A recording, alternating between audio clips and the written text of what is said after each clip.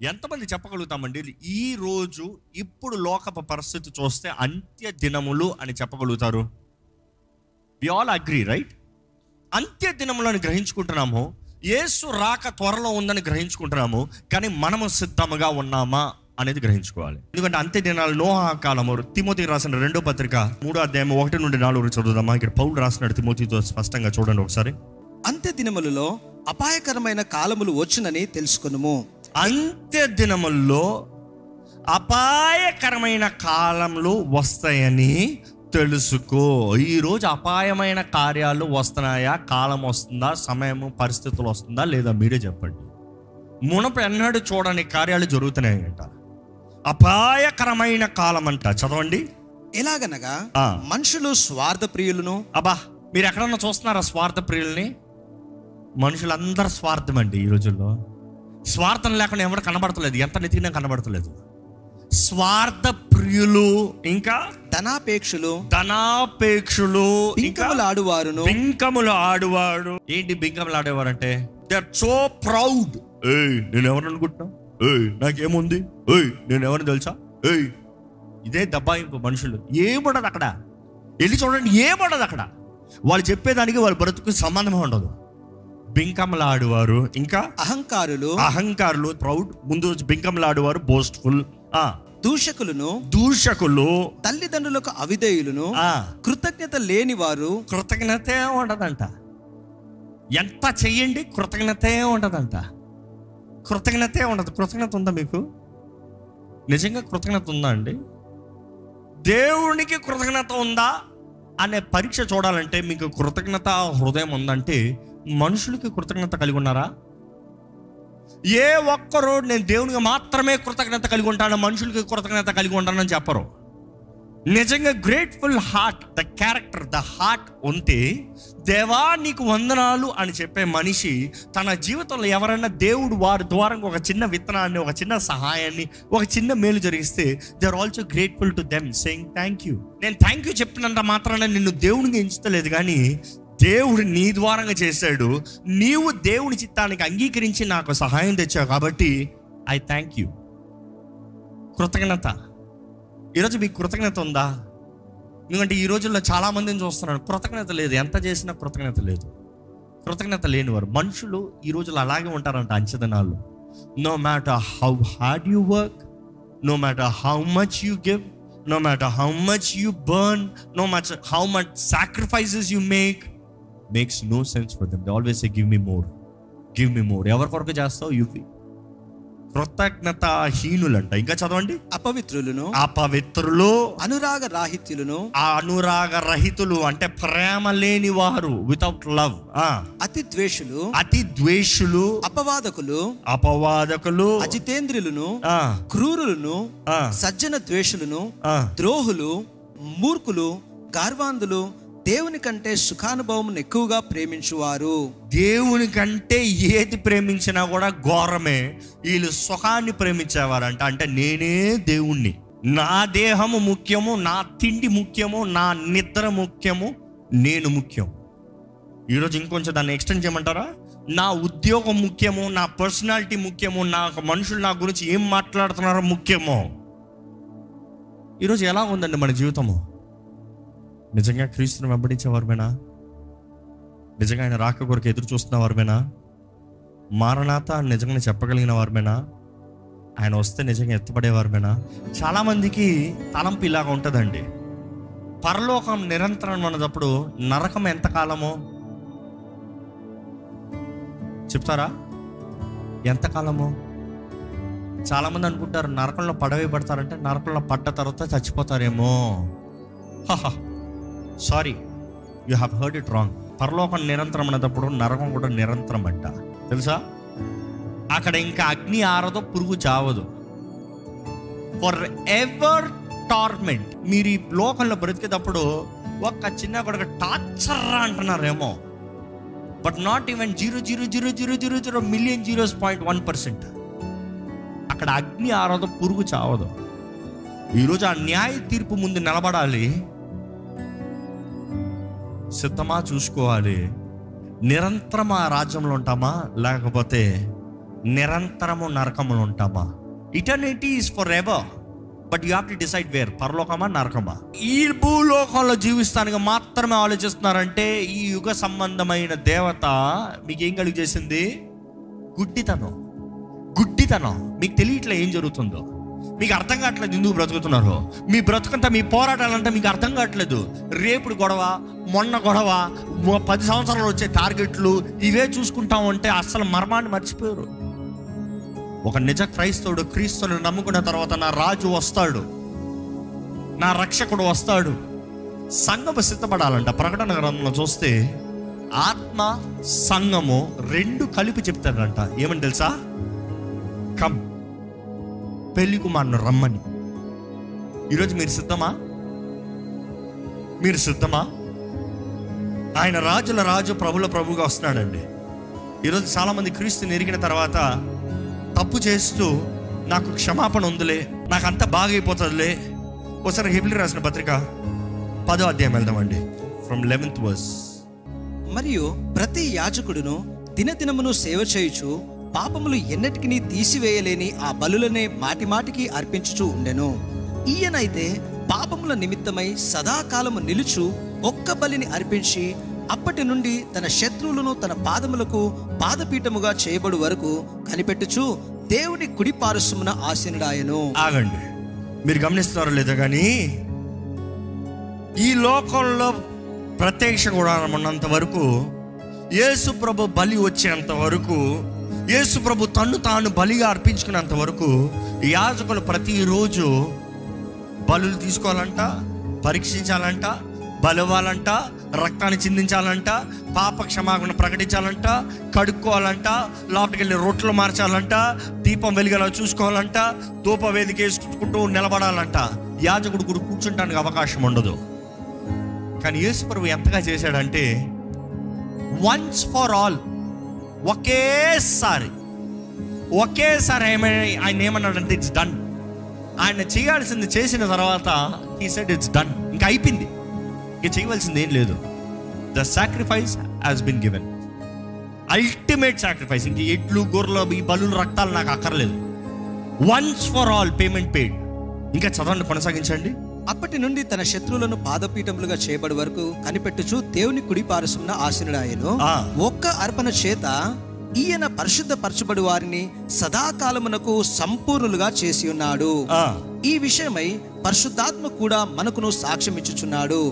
ఏలయనగా ఆ దినములైన తర్వాత నేను వారితో చేయబోవు నిబంధన ఇదే, నా ధర్మ విధులను వారి హృదయమునందు ఉంచి వారి మనస్సు మీద వాటిని వ్రాయుదును అని చెప్పిన తర్వాత వారి పాపములను వారి అక్రమములను ఇక ఎన్నటికీ జ్ఞాపకము చేసుకొనును అని ప్రభువు చెప్పుచున్నాడు. ఇప్పుడు జాగ్రత్తగా వినండి. వీటి క్షమాపణ ఎక్కడ కలుగునో అక్కడ పాప పరిహార్థ బలి ఇకను ఎన్నడూ ఉండదు. ఈ రోజు ఇక్కడ ఉన్నవారు ఎంతమంది మీ పాపాలు దేవుని సన్నిధిలో ఒప్పుకున్నారో హల్లెలూయా గట్టిగా చెప్తారా? ఒప్పుకున్న ప్రతి పాపం క్షమించబడిందని నమ్ముతున్నారా? యేసు ప్రభు కొట్టువేసాడని నమ్ముతున్నారా? మీ పితరుల దోషములు, శాపములు యేసు రక్తం ద్వారా కొట్టివేయబడుతుందని నమ్ముతున్నారా? తరతరాల నుండి వస్తున్న దోషములన్నీ కొట్టివేయబడుతుందని నమ్ముతున్నారా? మీరు గతంలో చేసిన ఎంత చెడ్డ కార్యమైనా కూడా దేవుడు రక్తంతో కడిగించి మిమ్మల్ని పరిశుద్ధపరచని నమ్ముతున్నారా? ఈరోజు ఆర్ యు అవేర్, కృప ద్వారానే మీరు రక్షించబడ్డారని తెలిసి ఎరిగి అన్ని రుచి చూసి రక్షించబడి ఆయన ప్రేమను పొందుకున్న తర్వాత మరలా తప్పు చేస్తూ ఉంటే ఏం జరుగుతుంది తెలుసా? చాలా మందికి తెలియదేమో, తెలుసుకోండి. ఈరోజు దేవుడు ఆ మాటతో ముగించాలని ఆశపడుతుంది. ఎందుకంటే ఈరోజు చాలా మంది దేవుడు కృప కలిగిన దేవుడు, ఎన్నిసార్లు తప్పు చేసినా కూడా క్షమించే దేవుడు, ఎంత పాపినైనా క్షమిస్తాడు. కాబట్టి ఈరోజు ఆలయానికి వస్తాం, దేవా సారీ అంటాం, బయటికి వెళ్తాం, మరలా పాపం చేస్తాం, మరలా వస్తాం, దేవా సారీ అంటాం, మరలా బయటికి వెళ్తాం, పాపం చేస్తాం. దేవుడు ఎన్నిసార్లు చేసిన తప్పే చేస్తూ బుద్ధి తెచ్చుకోకనా కుక్క వాంతి చేసుకుని మరలా నాకినట్టంట.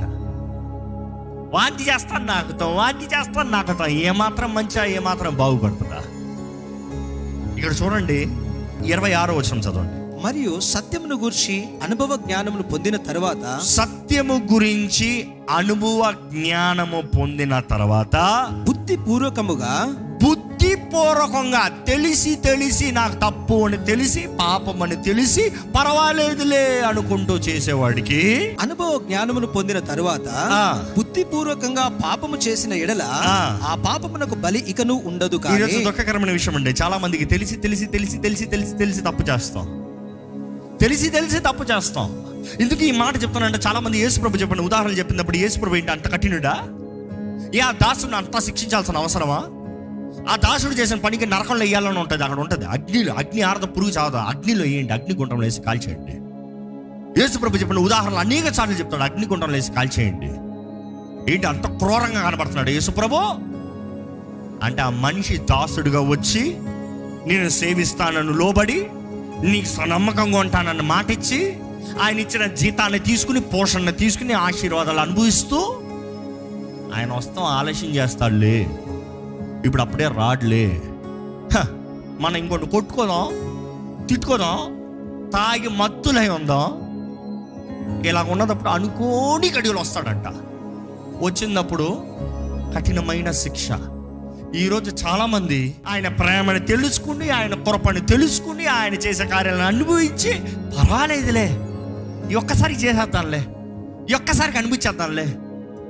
మోసపోకుడి, దేవుడు వెక్కిరింపబడు. మనుషుడు ఏదైతే విత్తుతాడో, గట్టిగా చెప్పండి తెలిసిన వాళ్ళు పోస్తారు. జాగ్రత్త. ఈరోజు దేవుడు క్షమిస్తాడు. ఈరోజు ప్రపంచంలో ఇది ఒక నికోలైతే బోధ అండి.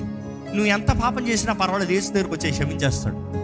క్రీస్తేసునందు ఉన్న వారికి ఏ శిక్షా విధి లేదు కాబట్టి నువ్వు ఎలా బ్రతికినా పర్వాలేదు, యేసును నమ్మితే చాలు పరలోకానికి వెళ్ళిపోతావు. అబ్బో, యేసుడు రక్షకుడు, నా దేవుడు, నా రాజు నమ్మితే చాలంట. వెళ్ళి ఏ పనికి మాలిన పాపం చేసినా పర్వాలేదంట, పరలోకానికి వెళ్ళిపోతారంట. ఈ బోధన మనుషుడికి అనుకూలంగా ఉంది. ఓ వండర్ఫుల్, అక్కడికి వెళ్తే బెటర్. నేను జాగ్రత్త. ఇక్కడ చూస్తే అటువంటి వారికి just continue that verse please. న్యాయపు తీర్పునకును భయముతో ఎదురు చూచుటయు విరోధులను దహింపబోవు తీక్షణమైన అగ్నియు ఇకను ఉండును. న్యాయ తీర్పు ఉంటదంట, అగ్ని సిద్ధంగా ఉంటదంట దండిస్తానికి. ఇంకా చదవండి, 28 చదవండి. ఎవడైనను మోషే ధర్మశాస్త్రం నిరాకరించిన ఎడల 2-3 సాక్షుల మాట మీద కనికరింపకుండా వానిని చంపించుదురు. ఇట్లుండగా దేవుని కుమారుని పాదములతో త్రొక్కి, ఏంటంటే ఆ మాట మరలా చదవండి, దేవుని కుమారుని పాదములతో త్రొక్కి. ఈ రోజు మీరు అనొచ్చు, నేను యేసుప్రభుని నా పాదాలతో తొక్కుతలేదే.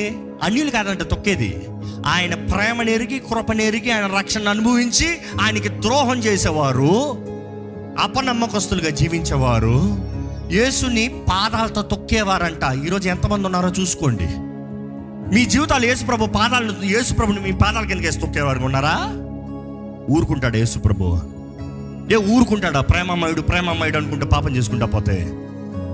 అక్కడ చూడండి, ఆ మాట చదవండి. తాను పరిశుద్ధ పరచుటకును సాధనమైన నిబంధన రక్తమును అపవిత్రమైనదిగా ఎంచి, అదే దేవుని వాక్యం ఉంటది, బల్ల తీసుకున్నప్పుడు అజాగ్రత్తగా తీసుకోవద్దు, శాపగ్రస్తుడు అయిపోతావు. నిబంధన రక్తం అది, నిబంధన చేయబడిన వారు నిబంధన చేయబడినట్టుగా ఉండాలి. నిబంధన చేయబడిన తర్వాత క్రీస్తుని దూషించేవారు, క్రీస్తునికి ద్రోహం చేసేవారు, ఆయన కాలు కింద వేసి తొక్కేవారు, ఆ నిబంధనని నాకు అక్కర్లేదులేని తృణీకరించేవారు. They counted the blood of covenant by which he was sanctified among a common thing. మామూలుది అనుకున్నారంట రక్తము. And insulted the spirit of grace. చదవండి. కృపకు మూలమగు ఆత్మను తిరస్కరించిన వారు, దూషించిన వారు. ఇన్సల్టెడ్ ఉంది ఇంగ్లీష్ లో. కృప అనుగ్రహించబడతా కృపను ఇన్సల్ట్ చేస్తారా? కృప అనుగ్రహించబడతా ఎవరి కొరకు ఇస్తావు కృప అంటారా? కృప ద్వారానే మనం రక్షించబడ్డామనే కృతజ్ఞత ఉండాలి. కానీ ఎవరి కొరకు రక్షిస్తాడు, ఎవరి కొరకు చేస్తాడు? ఈరోజు లోకం యేసుని దూషిస్తానికి కారణము క్రైస్తవులను పిలవబడేవారండి. దుఃఖకరంగా చెప్తున్నారు. They are trying to be the judges. Be very careful. Vengeance is mine says the Lord. Don't try to judge anybody. Don't try to criticize anybody. You have no right over what you don't have.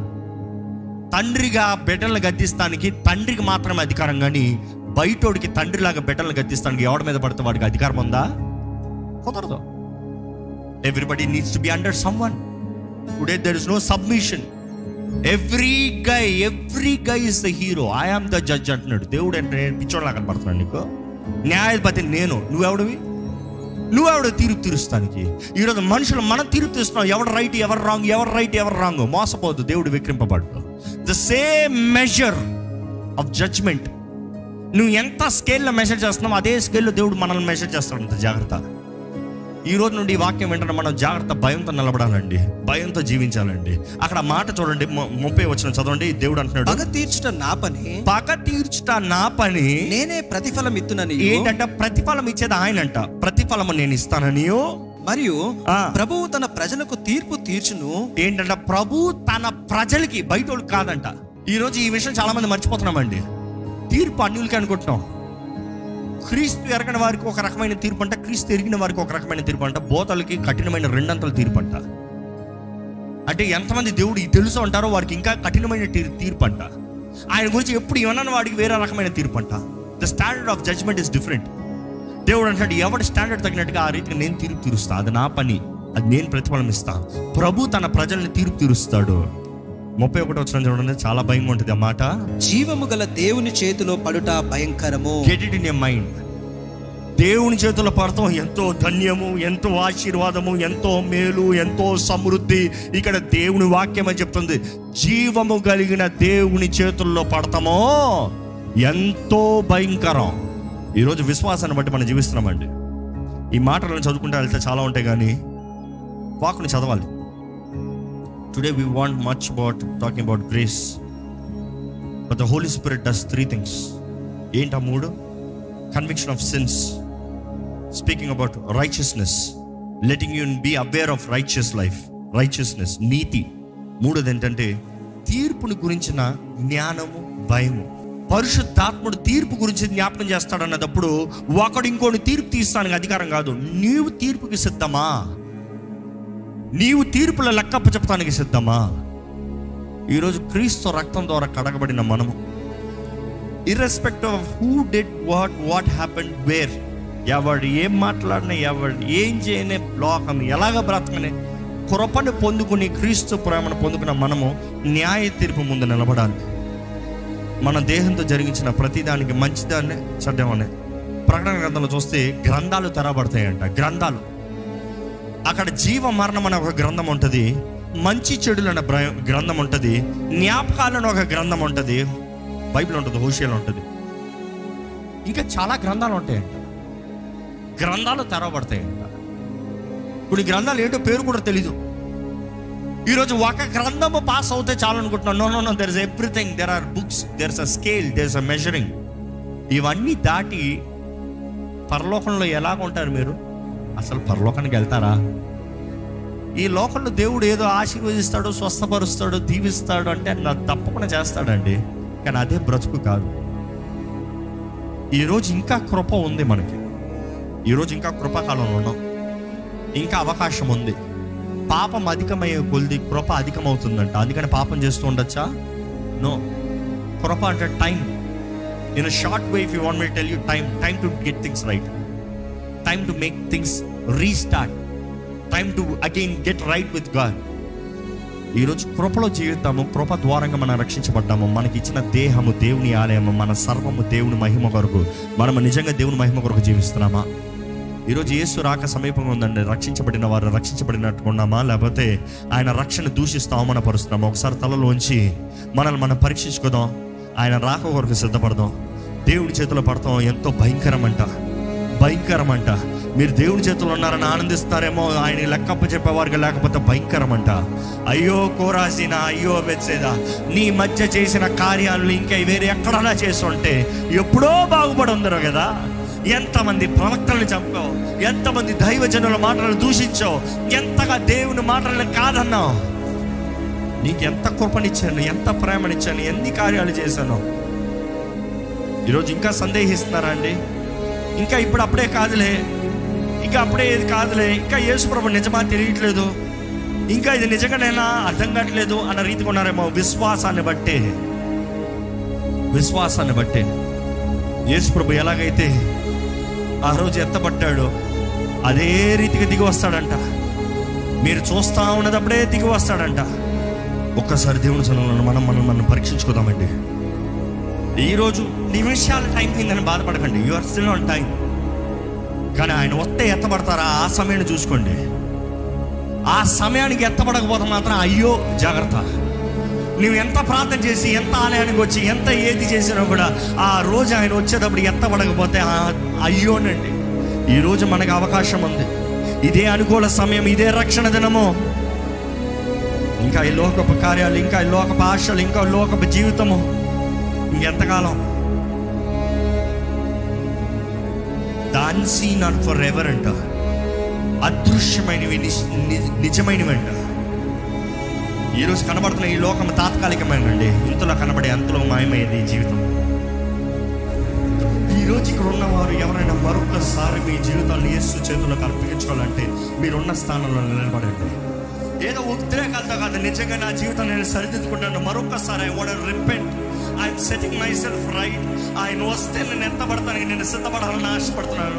నా జీవితాన్ని దేవుడి చేతులకు అప్పచెప్తున్నాను. యేసు నా దేవుడు, యేసు నా రాజు, యేసు నా సర్వము. నేను యేసు ప్రభు సొత్తుని. నా మీద నాకు అధికారం కాదు, యేసు ప్రభుకి నా మీద అధికారం నేను సమర్పించుకుంటున్నాను అన్న వారు ఉంటే మీరు ఉన్న స్థలాల్లో లేచి నిలబడి దేవుడు చెప్పండి, ఇదిగో నీ చేతుల్లో సమర్పించుకుంటానయ్యా. I surrender Lord, I surrender, I need you Jesus. Yesu నువ్వు కావాలి, నువ్వు లేకపోతే నన్ను నరకమయ్యా, నువ్వు లేకపోతే యుగ యుగాల నరకమేనయ్యా. యుగ యుగాల అగ్ని ఆరదు, పురుగు చావదు, వేదన బాధ అయ్యా ఆ జీవితం నాకు వద్దయ్యా. నన్ను వెతికి రక్షిస్తానికి ఈ లోకంలో వచ్చావయ్యా. నువ్వు నన్ను పరలోకాన్ని చేరుస్తానికి, ఆ బాధ నుండి, ఆ వేదన నుండి తప్పిస్తానికి నువ్వు లోకంలోకి వచ్చావయ్యా. ఈ లోకంలో కేవలం దీవిస్తానికి మాత్రం కాదయ్యా, నిత్య జీవంలో నీతో పాటు ఘనంగా జీవించాలని ఆశపడుతున్నావు ప్రభా. నీ బిడ్డలుగా ఉండాలని ఆశపడుతున్నావయ్యా. దేవా ఇదిగోనయ్యా, నా జీవితం నీ చేతిలో పెడుతున్నానయ్యా. నన్ను బాగు చేయి, నన్ను సరిదిద్దు, ఎలాగ జీవించాలో నేర్పించు. నీ ఆత్మ ప్రేరణకు లోబడుతున్నాను ప్రభా. నీ ఆత్మ నన్ను సరిదిద్దితే లోబడతానయ్యా. కరెక్ట్ మీ, కన్విక్ట్ మీ. ఇతరులతో గొడవలు పెట్టుకుంటా, ఇతరుల నేరాలు మోపుతా, ఇతరుల తప్పులు పట్టుకుంటా, ఇలా కాదయ్యా. నా జీవితం ఎలా అవుతుందో నేను పరీక్షించుకుంటానయ్యా. I will set myself right, I will be right before you lord. I surrender. పరిశుద్ధ ప్రేమను తండ్రి ఇదిగోనయ్యా, మమ్మల్ని మేము సమర్పించుకుంటున్నామయ్యా. ఏ ఒక్కరి యోగ్యులు కాదయ్యా, ప్రతి ఒక్కరిమే we have fallen short of the glory of God. నీ మహిమ ముందు పడిన వారి మీద ఎవరికి స్టాండర్డ్ లేదయ్యా. మా నీతి అంత మురికి గుట్టలు లాంటివయ్యా, అపవిత్రమైన గుట్టలు లాంటివి ప్రభువా. ఈరోజు మా నీతిని గురించి మాట్లాడతలేదు, కానీ మేము నీ నీతి అయి ఉన్నామయ్యా. నీ నీతి అనుగ్రహించబడిన మేము, మాకు అనుగ్రహించబడిన రక్షణ జాగ్రత్తతో కొనసాగించబడుతున్నాం, జాగ్రత్తగా కొనసాగించబడుతున్నాం, భయంతో భక్తితో జీవించబడుతున్నామయ్యా. దృష్టి మళ్ళీపోయిందయ్యా. లోకపు పరిస్థితులు, లోకపు స్థితులు, మనుషుల ప్రెషర్స్, ఉద్యోగపు ప్రెషర్స్, ఈ లోకంలో సాధించవలసిన అంశముల పైన దృష్టి మళ్ళిందయ్యా. కానీ ఈరోజు ప్రభు నీ ఆత్మ ద్వారంగా నువ్వు హెచ్చరిస్తున్నావు తీర్పుని గురించిన మాట. నీ ముందు లెక్కప్ప చెప్పేవారిగా జీవిస్తానికి కృప దయచేయ్యా. నీ ఆత్మ మమ్మల్ని సరిదిద్దాలి. మా నీతిని గురించిన, రక్షణ పాపను గురించిన అయ్యా, నీ రాజ్యము గురించిన హెచ్చరింపు కలిగిన వారిగా జీవించే కృపను దయచి. ఈ వాకి ఎక్కడెక్కడైతే వెత్తబడుతుందో అక్కడ నీ ఆత్మ కార్యము జరగాలయ్యా. అయ్యా తిరిగి తన ఆత్మ భయం, ఆత్మ నరకము గిల్టీ ఫీలింగ్ అయ్యా. ఇక్కడున్న మాకు అపరాధ భావంలో ఉండటం వీల్లేదయ్యా. మేము ఒప్పుకున్న ప్రతి పాపము క్షమించబడుతుంది, ఇంకెన్నడూ జ్ఞాపకం చేసుకోండి అంటున్నావు ప్రభా. ఇంకంతా కొట్టివేయబడుతుంది అంటున్నావయ్యా. ఆ గ్రంథం నుండి మేము చేసిన తప్పైన కార్యములు మేము ఒప్పుకున్న ప్రతి ఒక్కటి నీ రక్తంతో కొట్టేస్తానంటున్నావయ్యా. ఒప్పుకుంటున్నామయ్యా. we confess all our sins, we confess all our pride, our boastfulness, our ego, our evil works, our evil desires. మాలో నా అపవాదికి సంబంధించిన ఎన్ని ఒప్పుకుంటున్నాము. అపవాదికి ఇంకా మా పైన అధికారం లేదు ప్రభా. మేము నీ సొత్తము ప్రభా. అయ్యా నువ్వు వస్తే ఎత్తబడాలయ్యా. ఎన్ని శోధనలు, ఎన్ని పోరాటాలు, ఎన్ని శ్రమలు వచ్చినా నీ రాజ్యంలో అవి మాకు ఘనమైన స్థానం ఇస్తాయని గుర్తుపెట్టుకుంటూ, ఆది సంఘము ఈ సత్యం నెరిగిన వారు ఎలాగైతే వారు ప్రాణాలని నీ కొరకు తెగించారు,